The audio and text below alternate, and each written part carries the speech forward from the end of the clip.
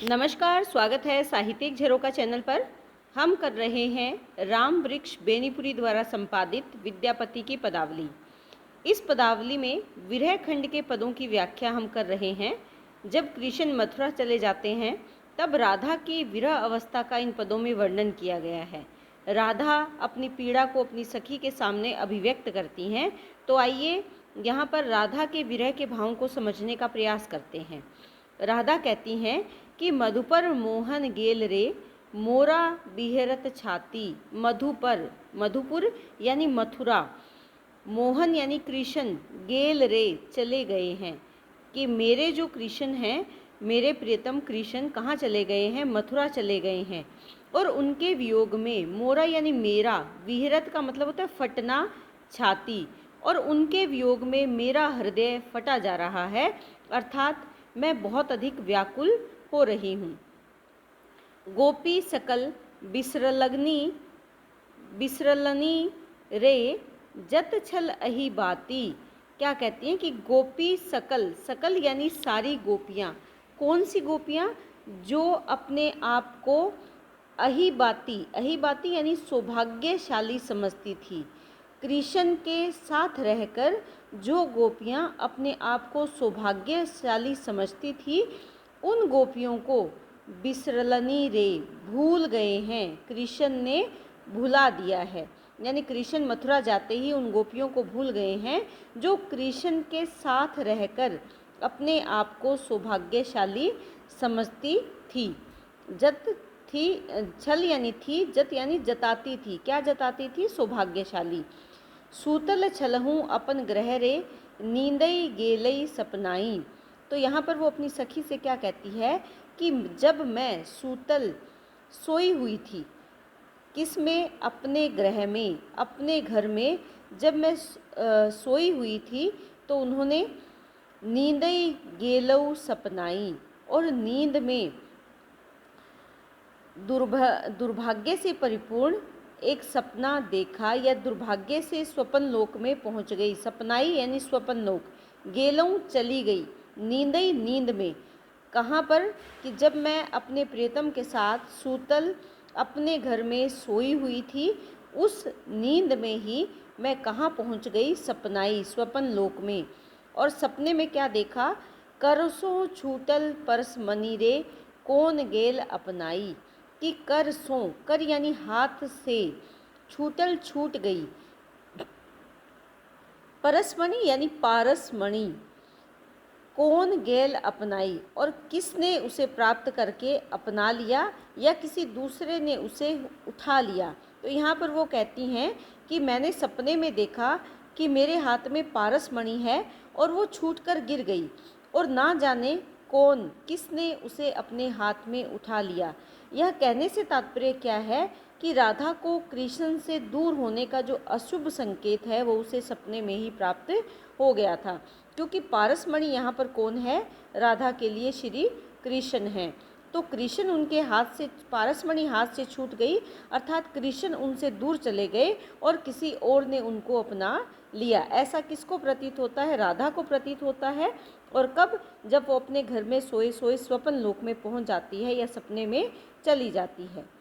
यहाँ परसमणि की अगर बात करें तो यहाँ पर इस पंक्ति में देख सकते हैं कि रुक्कातिशोक्ति अलंकार का प्रयोग किया गया है। जो राधा है यहाँ पर, ये कौन सी नायिका हो गई? यहाँ प्रोषित पतिका नायिका, प्रोषित पतिका। ये राधा जो है वो प्रोषित पतिका नायिका है इस पद में। कत कहबो कत सुमिरब रे हम भरई गरानी। अपनी सखी से कहती है कि क्या कहूँ और क्या याद करूँ, सुमिरन करूँ। कि किस लिए कह रही है कि अब मैं कृष्ण के विषय में क्या कहूँ और क्या उनको सुमिरन करूँ, क्या उनका स्मरण करूँ, या क्या उनको याद करूँ। मैं तो, हम यानी मैं तो भर गई हूँ किससे? ग्रानी। ग्रानी कौन सी? आत्म गलानी या आत्म घृणा से मैं भर गई हूँ, और उसी के कारण मैं मर रही हूँ, या उसी के कारण मेरे प्राण निकल रहे हैं। क्यों? क्योंकि आनक धन सो धनवंती रे कुब्जा भेल रानी। आनक धन, आनक यानी आए हुए धन से। एक होती है जो हमारी पारंपरिक संपत्ति होती है, उसकी बजाय आए हुए धन से, यानी दूसरों के धन से धनवंती हो गई है, धनवान हो गई है। कौन हो गई है? कुब्जा। और क्योंकि कृष्ण मथुरा चले जाते हैं तो कुब्जा से विशेष स्नेह का भाव रखते हैं, तो वो यहाँ पर कहती है कि कृष्ण के चले जाने से जो हमारा धन था श्री कृष्ण के रूप में, वो कहाँ चला गया है? मथुरा चला गया है। और उस धन को प्राप्त करके कुब्जा धनवान बन गई है, और इसीलिए वो कहती है कि वो भेल बन गई है रानी। जो कभी दासी थी वो आज पराया धन प्राप्त करके रानी बन गई है। गोकुल चान चकोरल रे, तो यहाँ पर क्या कहती है? गोकुल में जो चांद था वो आज क्या बन गया है? चकोर बन गया है।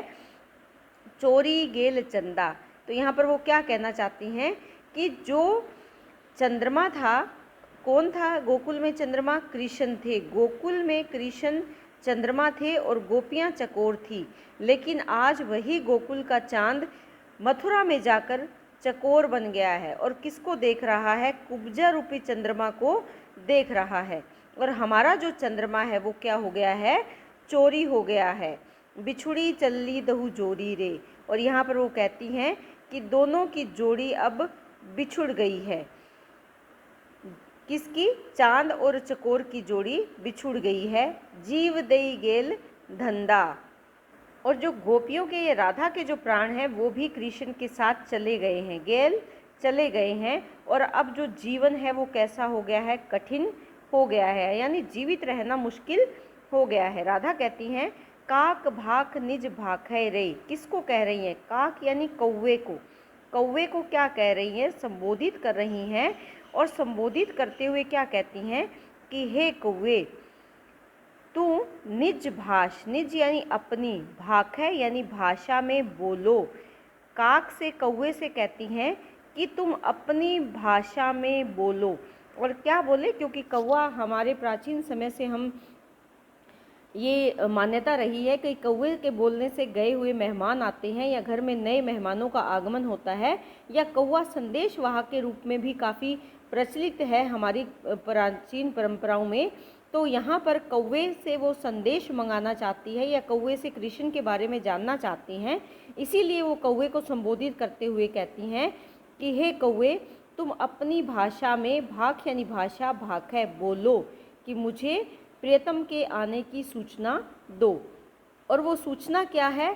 पहु आओत मेरा, पहु यानी प्रियतम आ रहे हैं मेरे, कि मेरे कृष्ण आ रहे हैं, और ऐसा तुम अपनी भाषा में बोलकर मुझे बताओ। खीर खांड भोजन देवरे, और अगर ऐसा तुमने किया तो मैं तुम्हें क्या दूंगी? खीर दूंगी, खांड दूंगी। खीर और खांड का जो भोजन है वो मैं तुम्हें परोसूंगी।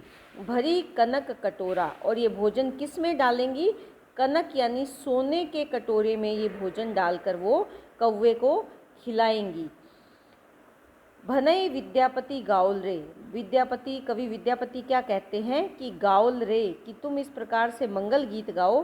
धैर्य धर नारी, कि हे नारी तुम धैर्य को धारण करके मंगल गायन करो। गोकुल होएत सुहावन रे, फेर मिलत मुरारी, कि गोकुल फिर से हो जाएगा क्या? सुहावन, सुंदर हो जाएगा। गोकुल में फिर से सुहावना समय आ जाएगा, और फिर से मिलेंगे आकर मुरारी यानी श्री कृष्ण, शीघ्र ही दोबारा तुम्हें आकर मिलेंगे। ऐसा कौन कहते हैं? कवि विद्यापति राधा को धैर्य बंधाते हुए उनको संबोधित करते हैं। तो इस पद में राधा की वियोगावस्था का वर्णन किया गया है। विप्रलंब श्रृंगार का यहाँ पर चित्रण है, या वियोग रस की सुंदर यहाँ उद्भावना हुई है। इसके साथ साथ राधा को आप ये ध्यान में रखें कि प्रोषित पति का नायिका है। बहुत सारी जगह यहाँ अनुप्रास अलंकार आया है, जैसे मधुपुर मोहन हमने यहाँ पर देखा था, मधुपुर मोहन में अनुप्रास अलंकार है। इसके बाद चांद चकोरल में अनुप्रास अलंकार है। खीर खांड, कनक कटोरा, ये बहुत सी ऐसी शब्द यहाँ पर आए हैं जहाँ पर सुंदर तरीके से अनुप्रास अलंकार का प्रयोग हुआ है। संपूर्ण पद में संगीतात्मकता है, माधुर्य गुण है, और बहुत ही सुंदर तरीके से अविदा शब्द शक्ति का प्रयोग यहाँ किया है। मैथिली भाषा का सुंदर तरीके से प्रयोग किया गया है। और इसके साथ साथ हमारे जो लोक जीवन की परंपराएं हैं, यह लोक जीवन में जिस प्रकार कौवे का विशेष महत्व है, कि कौवा जब मुंडेर पर बैठकर बोलता है तो किसी का घर में आगमन होता है, उसी परंपरा का इस दोहे में भी, इस पद में भी निर्वाह विद्यापति जी ने किया है। तो उम्मीद करती हूँ कि पद आपको बहुत अच्छे से समझ में आ रहे हैं। बहुत बहुत धन्यवाद। इसी तरह चैनल से जुड़े रहें।